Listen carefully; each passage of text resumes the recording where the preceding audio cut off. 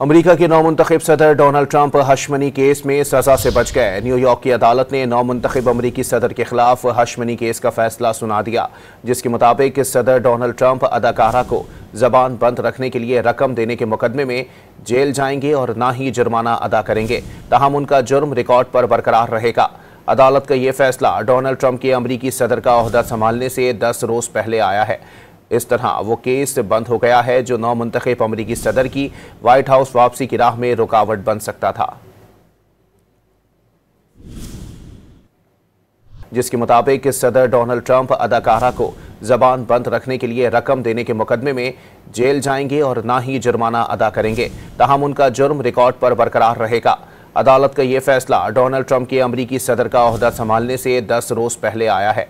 इस तरह वो केस बंद हो गया है जो नौमुंतखब अमेरिकी सदर की व्हाइट हाउस वापसी की राह में रुकावट बन सकता था।